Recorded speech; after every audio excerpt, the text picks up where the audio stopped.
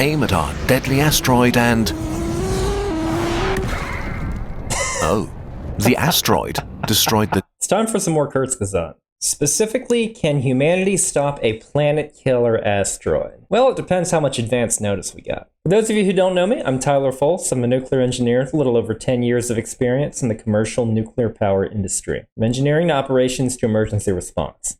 I don't claim to know everything there is nuclear, but I can certainly share some knowledge. Let's see. Imagine, a stadium-sized asteroid is going to hit Earth in 2 weeks. Okay, stadium size. All right, so that's a lot smaller than Planet Killer. Planet Killer, I'm thinking of wiping out most complex life on Earth, so at least 5 kilometers across, maybe 10 kilometers across. Like to see somebody build a stadium that big. Even at this moderate size, a fireball brighter than the sun tears through the atmosphere. Okay, so they are saying this is a moderate size. This is going to be more of a regional devastation.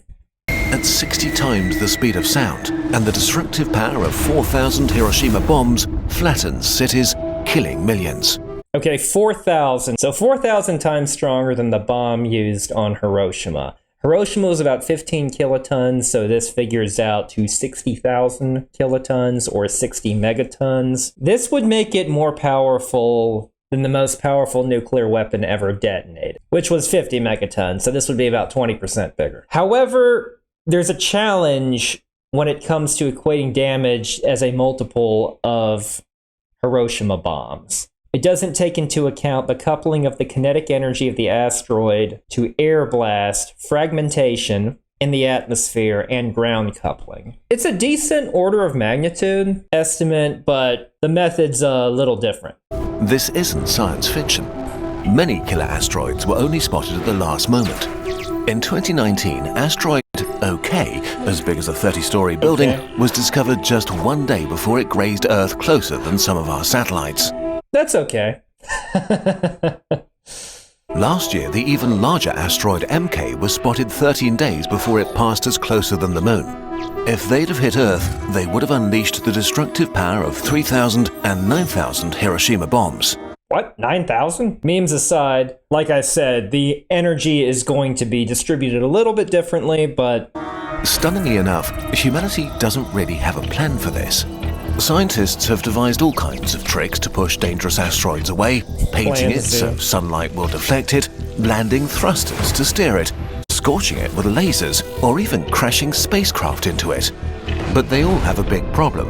They're the equivalent of trying to deflect a cargo ship by throwing a bag of potatoes at it. Shippy McShipface. There's not a lot of force at work here, but I get the point that those methods would be way more effective if it was, say, decades away, because it doesn't take much to apply a teeny tiny thrust vector far enough in advance to send something on a course where it just won't hit Earth. They do move the asteroid, but only by a tiny bit. With these methods, you need to act years or even decades in advance to make an asteroid miss the Earth. But very recently, scientists have developed a new, spectacular way to destroy killer asteroids that we could implement with today's technology. One thing about the whole late discovery of asteroids is odds of spotting them go way up with asteroids that are over 1 kilometer across. Now, those would be way more devastating. Like they said, the smaller, but still dangerous tens to hundreds of meter asteroids are harder to find and are the real short notice threat, but there's also just a lot more of them. Let's see how this works with our 100-meter asteroid heading for Earth. Okay. The secret weakness of asteroids. For a long time, people imagined asteroids as being gigantic stones made of rock and metal. But it turns out most of them aren't like that. They're more like bags of loosely packed gravel, heaps of pebbles, precious minerals, and dust barely held together. Which means that instead of just nudging them, we can do something better, pulverize them. So that does matter as far as how they would respond to impulses, but that does not guarantee that breaking them up is safe. If it's broken up into that many fragments, it could still end up delivering the same total amount of energy to Earth that they conveniently measured in terms of Hiroshima bombs. I don't know why they didn't just say it in kilotons or megatons, but maybe Hiroshima bombs is a more common unit of measure. So the same total energy is still being delivered to Earth. However, smaller amounts could burn up, and that amount of energy is just dispersed throughout the atmosphere. After all, the energy's got to go somewhere. But what could potentially make it worse is you get a bunch of medium-sized fragments that devastate larger sections of the Earth, and could even cause potentially more damage than if the asteroid was in one piece. It just kind of depends. I guess this would be a bit like scuttling a reactor core. Breaking up a fissile core without controlling the chain reaction would be like dropping a reactor core and hoping it just magically disperses harmlessly. Is why we have very controlled shutdown procedures, even for that. And the obvious choice is, of course, a nuke. So, let's go. We load up a nuclear... I mean, chemical explosives do not scale well. Nuclear weapons are the only things that we have that have energy release on the right order of magnitude. warhead, launch, aim at our deadly asteroid and... Oh, the asteroid destroyed the... Oh, they didn't think that one through there, did they? Yeah, contact detonation attempt, if you will, is not ideal. That thing's going pretty fast. nuke. Asteroids can approach Earth at 70,000 kilometers an hour, enough to cross the Atlantic in 5 minutes. No bomb we've ever made could survive such an impact. Yeah. So if we go for a head-on collision, the asteroid will wreck the nuke before it even has a chance to explode. Okay, easy.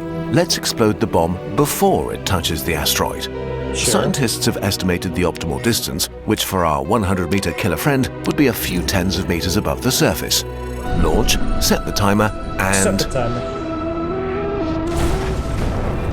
The explosion has made a dramatic crater and nothing else. All right, so a nuclear detonation in space is going to transfer energy a lot differently than it does in the atmosphere. You're going to get prompt radiation, such as neutrons and X-rays and gamma rays, and very energetic ejecta. Now, this can ablate and vaporize surface layers and produce a surface impulse or fragmentation. Could even give you a thrust vector. Now, as far as how effective this would be, is going to depend on what the asteroid's made out of, its porosity, its geometry, but probably most importantly, the distance, so that if any thrust vector it might provide the asteroid is going to be enough to get it to change its course, which going back to the point of, yeah, it'd be nice if you could do this years in advance. But yeah, it's not going to neatly vaporize a large body. It's going to ablate surface layers. It could induce a crater. It's more of a, let's move the thing out of the way, rather than it's going to destroy the asteroid, like the Death Star blowing up a planet.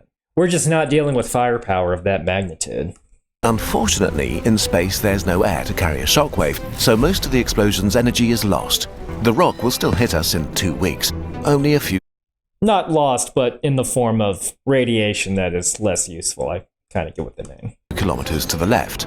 Striking such a behemoth with a nuke is like hitting our cargo ship with a washing machine instead of potatoes. Better, but still useless. Okay, let's go the movie route. Land someone on the asteroid, drill a hole, and bury a nuke inside to avoid all of these problems. Here's one thing they left out about that movie. So that wasn't an asteroid. They said it's the size of Texas, so that would be blowing up a dwarf planet. And it would have looked more like Ceres. So doing this would require the nuke to be on the order of tens to hundreds of billions of megatons. If that asteroid was the size of Texas, which is many millions of times more powerful than all the nukes in the world during the Cold War at its peak. Or in Star Wars terms, somewhere between the firepower of an Executor-class Superstar Destroyer and an Eclipse-class Superstar Destroyer. In one shot. The Executor could take it out after several minutes of sustained fire, but you get the idea. So no, our nukes aren't that powerful. And indeed, this is possible in theory, albeit suicidal in practice.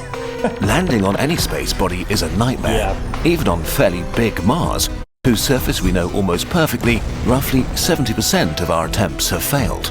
So imagine the chances of landing a crew and a nuclear bomb on a small and extremely fast asteroid discovered just 2 weeks in advance. Even if we succeeded... Ooh, yeah, just no. Drilling in microgravity... Trying to match the speed, there's a whole lot wrong with this. Gravity is painfully slow, since there's no downward pull to help you. Not to mention in the movie, their goal was 800 feet, and 800 feet is basically nothing on something over 1,000 kilometers in diameter. But this one's not that big, but still. So we'd need an agonizing amount of time that we don't have. So sadly, that's not the answer. We don't have a nuke that's powerful enough to neatly split it in two like that anyway. We have to think less like Hollywood and more like a lumberjack. The smart way. Or like a nuclear engineer. If you want to split a log, you don't hit it with a rock. You use an axe, a dense and perfectly shaped giant axe. Awesome. Tool designed to break things apart. And just in the same way, scientists have found a new tool to destroy asteroids. Super dense, ultra-fast cosmic bullets. We won't even have to shoot them. Our cosmic bullets are called penetrators. A few meters long, slim and made of tungsten, a metal way denser and harder than rock. Okay, tungsten is way dense, and it's actually a lot denser than lead even, making it even more of an effective radiation shield, though it's not as cost-effective as lead, which is why you're not going to see that in a lot of radiation labs. They work in an extremely simple way. You just put the penetrators in the way of the asteroid to float silently in space. The equivalent of having it fall on a spike. From the perspective of the asteroid, you wouldn't see a few tiny bullets sitting still. You'd see them rushing at you at 70,000 kilometers an hour. It doesn't matter who stands still. So, I mean, they have a point. High-velocity kinetic penetrators concentrate energy on a small volume and produce localized damage in a target. Just think of falling into a spike pit. Though, placing it in the way and having it trying to park it there in space is kind of hard to do. You're still going to need a really sophisticated guidance system for it, which is a non-trivial orbital mechanics problem. Not to mention a penetrator strike is still going to create a complex ejecta field, even if it's, say, an asteroid that's small enough to be affected more by this spike attack. And you end up with the same issue as if you split up a smaller asteroid that had, whether it's a lot of small things or a lot of medium things versus one big thing. The medium things could potentially devastate more of the Earth, and you could end up worse than where you started out from. And who's fast. But this speed means that by far the longest part of this mission is to get to the asteroid in time. We can't destroy it too close to Earth because its fragments will slam into the atmosphere all at once with the power of thousands of nuclear bombs. Our atmosphere can absorb isolated chunks, but if thousands of them strike together, their shockwaves will add up and kill millions.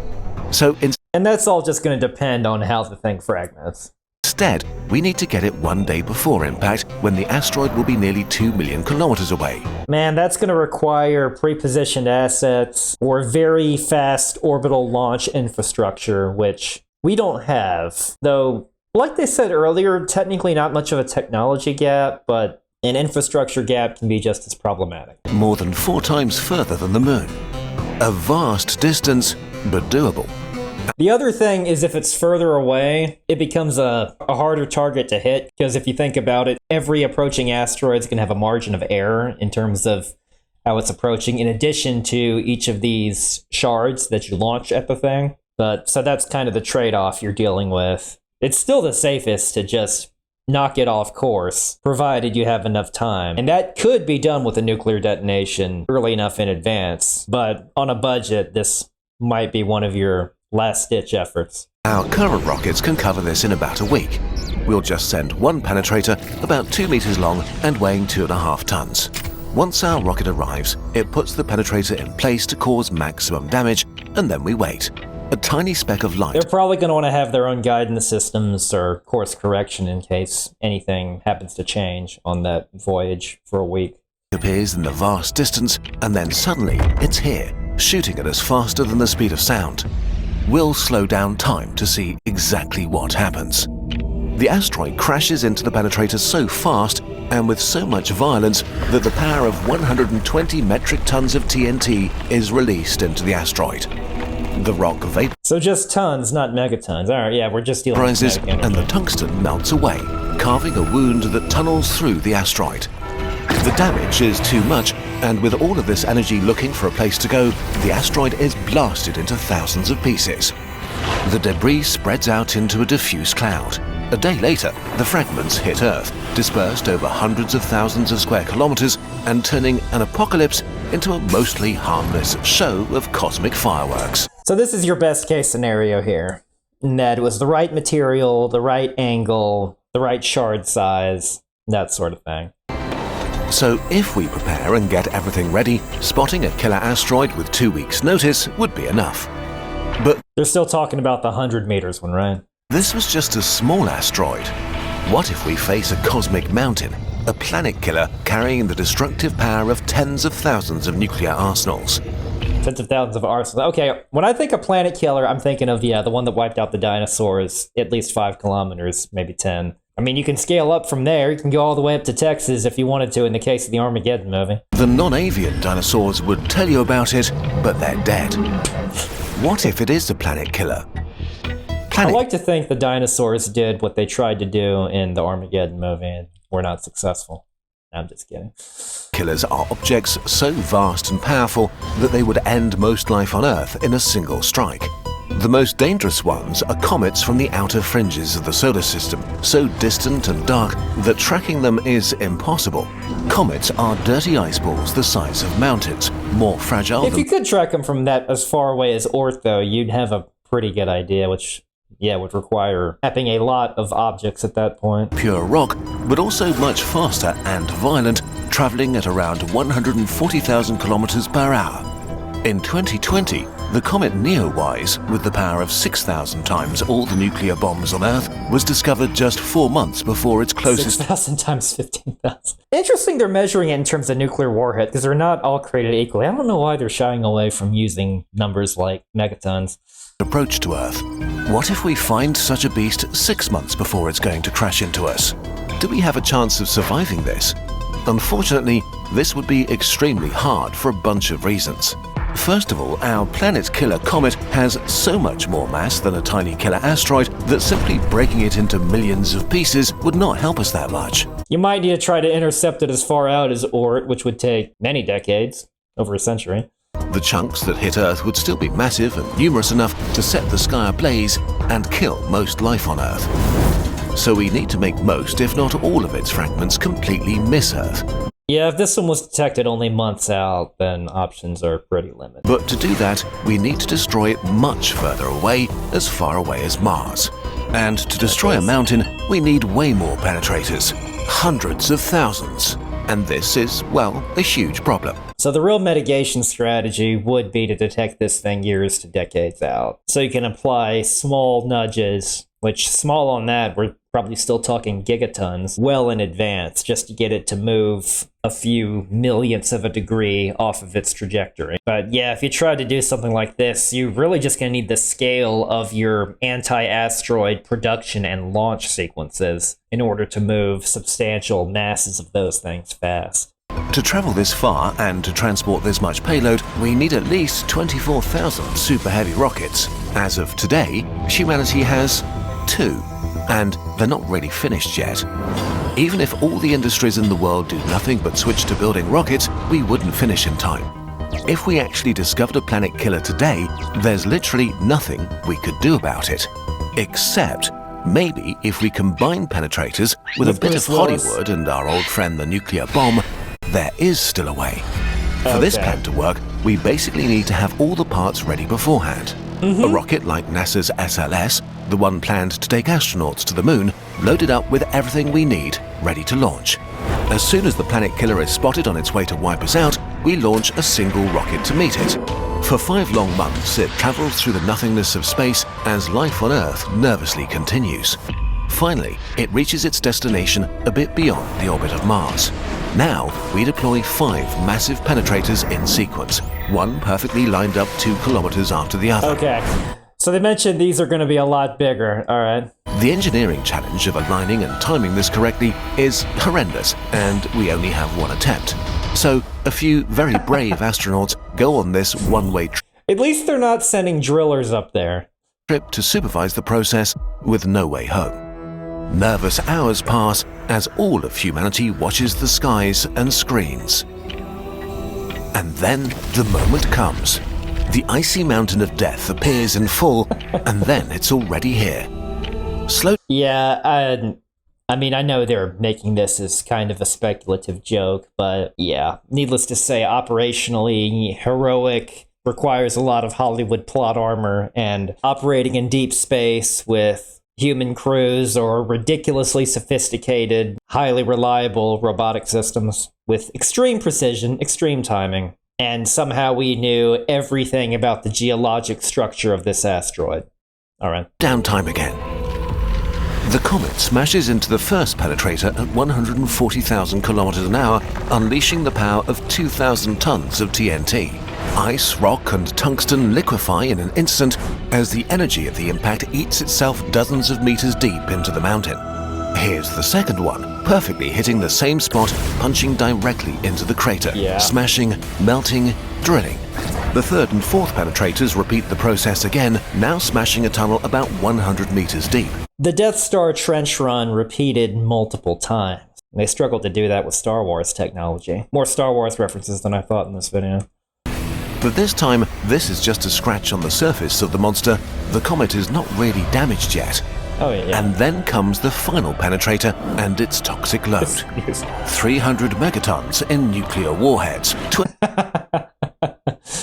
All right, so 300 megatons, so way bigger than Tsar Bomba, would be an engineering feat in its own right. And yeah, this, for 5 to 10 kilometers, this could reach the threshold of, it might change internal stresses with a hole that deep, but I don't know. 20,000 times more energy than the bomb that destroyed Hiroshima.